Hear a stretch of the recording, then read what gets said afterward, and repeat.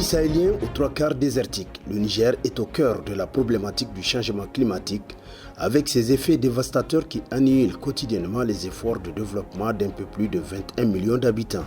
Face à la récurrence de ces crises et catastrophes, le pays a besoin d'une stratégie nationale de relèvement qui prend en compte non seulement la réduction des risques de catastrophes, mais aussi le relèvement et le développement durable. Ce qui justifie la mise en place depuis 2017 par le gouvernement du Niger en partenariat avec le PNUD d'un projet intitulé Projet de renforcement des capacités nationales pour un relèvement résilient. Le projet vise à renforcer la résilience des pays pour faire face aux catastrophes, en renforçant leur capacité à gérer et à planifier les processus de relèvement de manière durable et inclusive, en mettant l'accent sur la reconstruction en mieux, ce qu'on appelle dans le jargon le Back Build Better. Le projet de renforcement des capacités nationales et régionales pour un relèvement résilient a ainsi permis de renforcer les capacités nationales et régionales et d'élaborer une stratégie nationale de relèvement durable et l'étude sur les mécanismes de financement du relèvement. L'élaboration du document intitulé Stratégie nationale de relèvement durable, SNRD, porté par le ministère de l'Action humanitaire et de gestion des catastrophes, entre dans le cadre du partenariat entre le PNUD et le gouvernement du Niger, caractérisé par une très bonne collaboration. L'ensemble du processus est financé à travers l'initiative Préparation au relèvement résilient, PRR, financée par le gouvernement du Luxembourg, pour planifier et mettre en œuvre un processus de relèvement durable.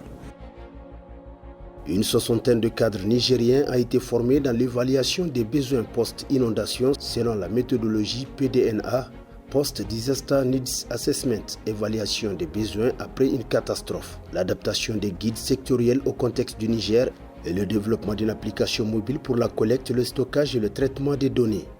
À titre illustratif, dans les régions de Dosso et Tillabéri, le projet a appuyé la mise en place, la formation et l'équipement de 11 observatoires de suivi de la vulnérabilité et 22 structures communautaires d'alerte précoce et de réponse aux urgences dans 11 communes.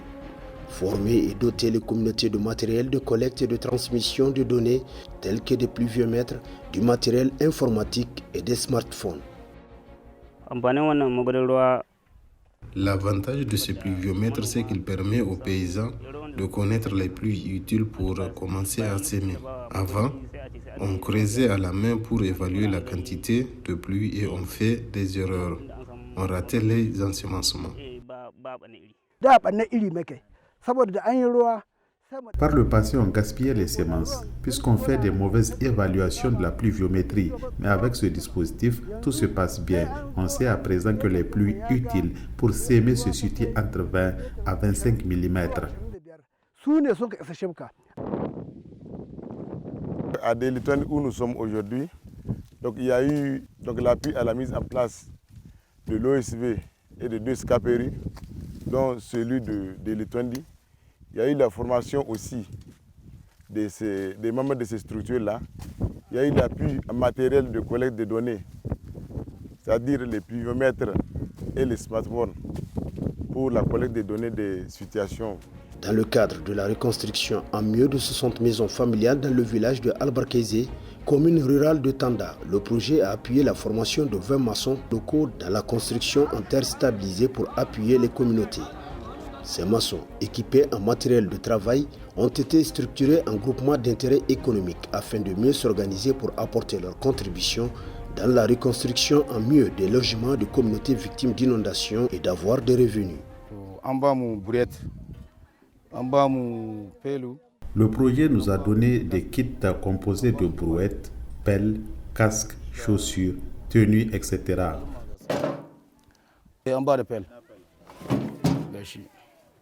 Nous avons reçu des attestations à la fin de la formation. Ce travail a été bénéfique pour nous, nos manœuvres et les commerçants du village.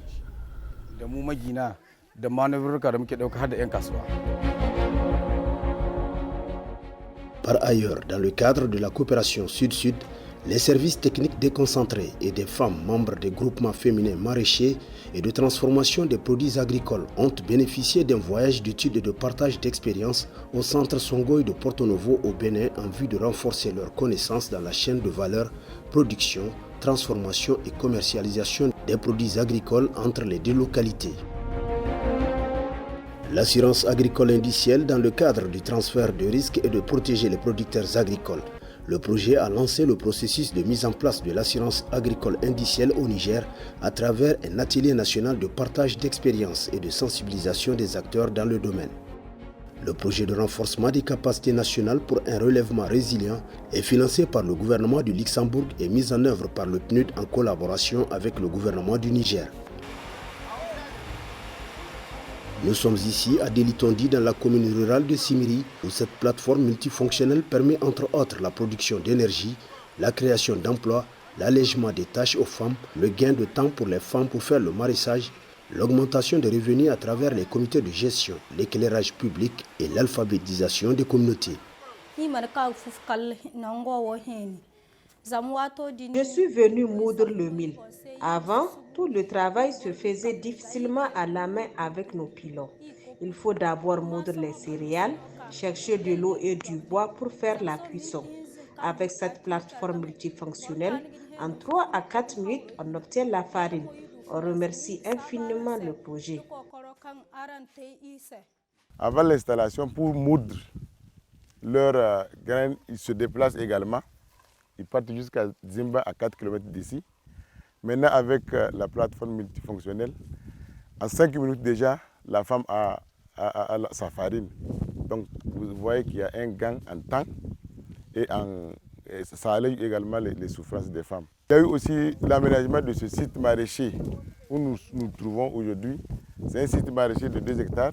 Alors, avec l'exploitation du site maraîcher, on a constaté l'amélioration des conditions de vie des populations, surtout en termes de nutrition pour les enfants. Maintenant, avec le château qui est là, le forage, le temps, l'arrosage se fait en un temps record. Et surtout quand on sait qu'à Simiri, il y a chaque fois le déficit alimentaire. Donc, on pense que le site maraîcher va apporter un plus de la lutte contre l'insécurité alimentaire dans le village. En réponse à la crise sanitaire mondiale, le projet de renforcement de capacités pour un relèvement résilient a équipé les communautés en kit d'hygiène et de protection et a procédé à des actions de sensibilisation sur le respect des mesures barrières contre la propagation de la COVID-19. Le projet de renforcement des capacités pour un relèvement résilient dont les résultats sont appréciés par les bénéficiaires est mis en œuvre dans 4 pays dont le Niger sur une période de 3 ans avec un budget de 400 000 $ américains. Il a favorisé l'amélioration du système économique au niveau local, l'accroissement des moyens de subsistance et la résilience économique face aux futurs chocs. On est très satisfait parce que le PNUD est un partenaire très ouvert et très disponible. La population bénéficiaire est très contente. Et aujourd'hui, dans la commune de Tounuga, même les missions qui viennent de Niamey, tout ce qu'ils voient, il faut qu'ils viennent savoir ce qui se passe, comment ça s'est passé. On leur explique que c'est le PNUD qui nous a permis de faire ça. Je sais que si tous les villages de Simiri arrivent à bénéficier du financement que Delitondi a bénéficié, Simiri sera une référence dans la région de Tillabéri et pourquoi pas dans le Niger. Ils nous ont financé un peu partout où on a besoin. Ils ont commencé à aider nos sinistrés pêcheurs. Puis après, ils ont enchaîné avec des constructions. Ils nous ont construit 60 maisons en terre stabilisée. Aujourd'hui, si vous mettez les pieds dans cette cité-là, c'est un peu nous, notre fierté. Certainement, la fierté des PNUD aussi. Au niveau communautaire, le projet a appuyé la mise en place des structures locales, notamment les OSV et les SCAP-RU, les observatoires de suivi de vulnérabilité et les systèmes d'alerte précoce et de réponse aux urgences. Ces structures-là ont été dotées en équipements tels que les pluviomètres, les smartphones, les ordinateurs et des imprimantes pour faciliter leur fonctionnement.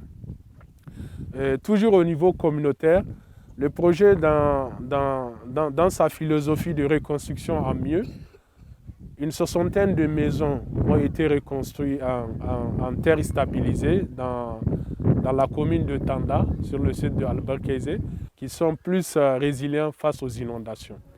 En définitive, les interventions du projet de renforcement des capacités nationales pour un relèvement résilient ont abouti à des résultats satisfaisants qui méritent d'être consolidés au profit des générations futures par le financement d'une troisième phase.